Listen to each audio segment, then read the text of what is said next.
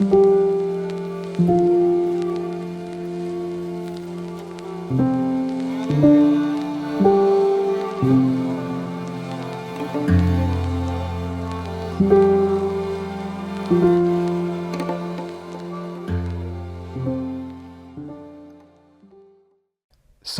DAC XP Signature is their best all-in-one DAC and preamp, which hasn't really changed since it came out 6 or 7 years ago.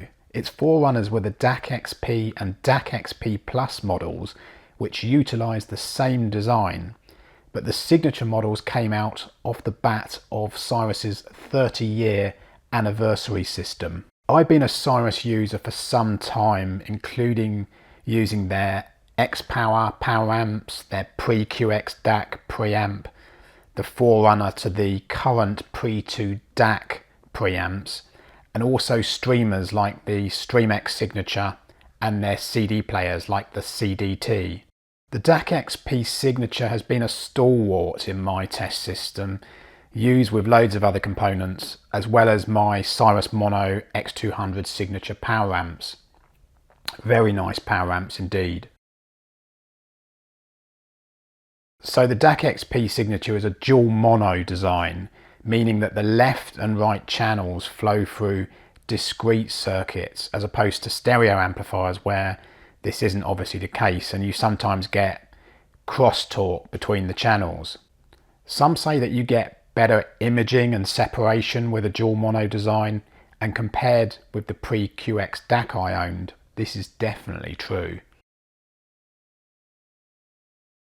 The DAC XP and preamp sections are powered by separate power supplies, and that's why when you look inside the case you see the two donut shaped toroidal transformers. Because of this dual mono design, the Cyrus uses separate DAC cards for each channel, which are mounted sideways on in the case. They aren't DSD or MQA capable. These DACs came in way before MQA and DSD was the mainstream, but they can play PCM up to 192 kHz 24-bit. Should also say that the whole circuit is mounted upside down in the case, and the aluminium case itself, which is made in Sweden, is of a brushed painted black design which acts as a heatsink. From memory, I think Cyrus quoted 20 watts in standby and 22 watts when on for the older model. Clearly that isn't energy efficient, but the point of having it warm does apparently have a purpose on all accounts when it is turned on. The idea is the case dissipates heat rather than allowing heat to be vented through many top cooling holes like in conventional hi-fi cases. But this does mean you need to vent it well, so I wouldn't be placing anything on top of it because I'm sure it wasn't designed to be stacked with its heat sink functionality. The half-width case is common to all the audiophile range of products and does look understated and timeless and has been used since the 90s. I've got to admit I actually like the look of it because in this kind of retro way it does have appeal. I also think that it's well designed with the cut-off edging, the logo and the grills. This is also, it's important to say, a balanced amplifier too. Round the back, the DAC XP Signature has loads of connections crammed to the limited real estate of the back panel. On the digital side you've got 2 optical digital inputs, 4 coaxial digital inputs and a digital output if say you use a digital recorder. You've got 2 sets of analog RCA inputs, and on the power amp side you can either use the RCA pre-outs, of which there are 2 sets, or the balanced XLR outputs, again 2 sets. The idea is you could have 2 power amplifiers in different systems. Obviously if you connect to Cyrus power amps in mono operation, you'd just connect one RCA left or XLR left to one channel and vice versa for the right side, obviously.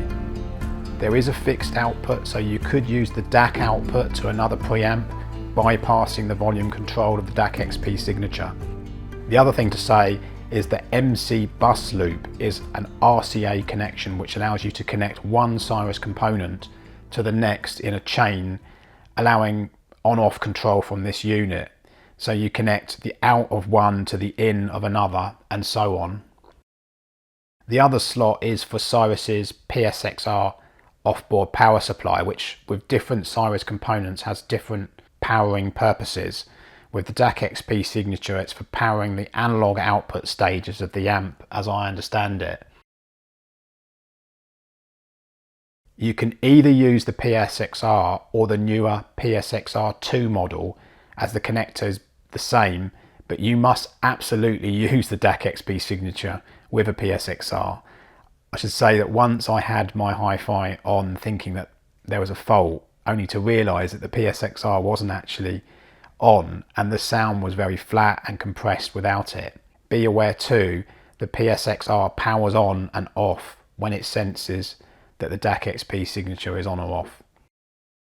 The modular nature of Cyrus gear does mean that you can add components like the PSXR when your budget allows, and this is one benefit of buying Cyrus, as well as their upgrade routes, so you can turn one amp into another at a proportion of the new cost. I think it keeps customers coming back and upgrading. There isn't really much to say about the control of this amp. You've got the new Cyrus IR14 learning remote control, which superseded the older AVRS 7.2 model that they used. The IR14 has been upgraded, as the older model would eat batteries with any slight movement, because it's got a motion sensor in it that turns on the light of the remote, or the button lights of the remote as and when you move it. You can assign input names to each of the inputs, which you can make large or small in the display, and the volume display is an attenuated type like many audiophile type amps use. In other words, as you turn the volume up, the numbers go down. DAC filters can be changed, and they are subtle, a good way of slightly tweaking the sound as to how you want it. Now, on the sound quality of this unit, it is very capable in a Cyrus system, utilising their best power amps, notably the X300 Signature monos and their great Class D stereo 200 amp. First off though, I want to dispel the notion that this preamp is bright. It isn't. I think that people like to pigeonhole hi-fi as being one thing or another based on one amp or review or their experiences of one item of gear. And I think seldom is it possible to say that one brand has a class sound, because when you factor in different design ethos between amps of a range, it can account different sonic signatures. So in Cyrus's case, their Class D1 cast I reviewed sounds very different to Class AB monos like the X300 or X200 signatures. It stands to reason they would do based on the amp design, the DACs and so on. Hearing people say that the Cyrus sound is bright when they've never heard these top Cyrus amps is something you sometimes hear. They like to kind of extrapolate based on this pigeonholing. There is a sheen in treble with this preamp, but it is far from what most would deem unacceptable, I think, and basically similar to the signature of many brands nowadays anyway. The DAC XP Signature majors in leaner tonality to amp types that are tuned with more tonal mass, maybe something like an Arcam integrated or one of the Subtum amps, but it's all about speed and dynamics and good servings of detail with the DAC XP Signature. So if you like electronic music and fast rhythms, this Cyrus can be an absolute dream.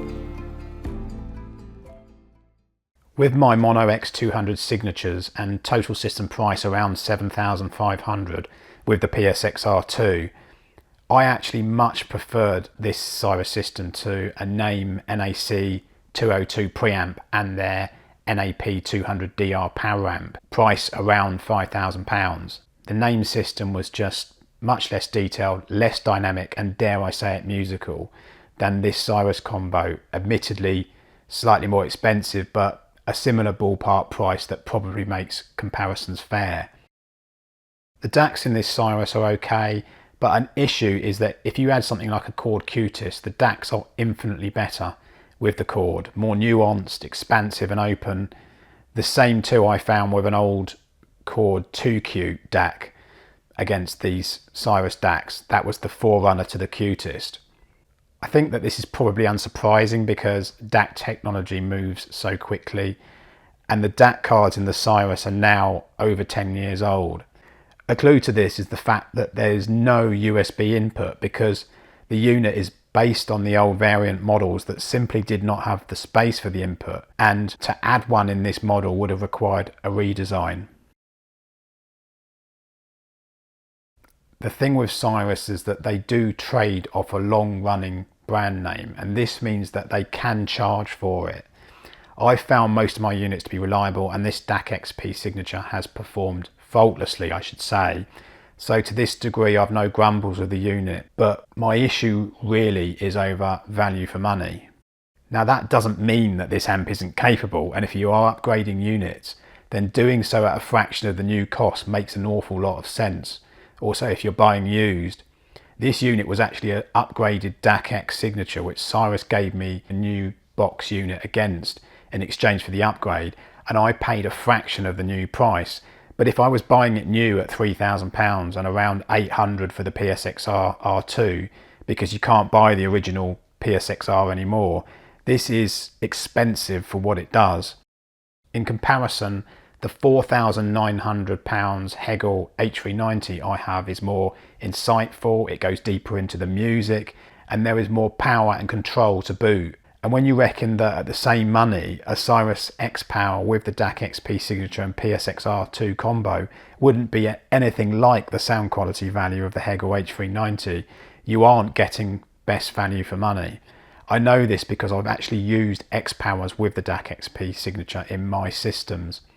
Also, if you added the Mono X300 signatures, then the outlay goes up, and certainly against my Mono X200 signatures, which have a combined price of £4,000 but are no longer current models, you wouldn't get near the sound stroke value for money quality of the Hegel. I also found the same thing with a Nord power amp.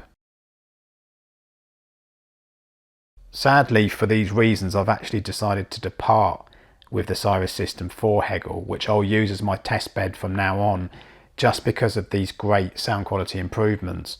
I think Cyrus went off the boil a bit with their audiophile amplifiers and have stopped selling them to mainstream audiophile shops here in the UK.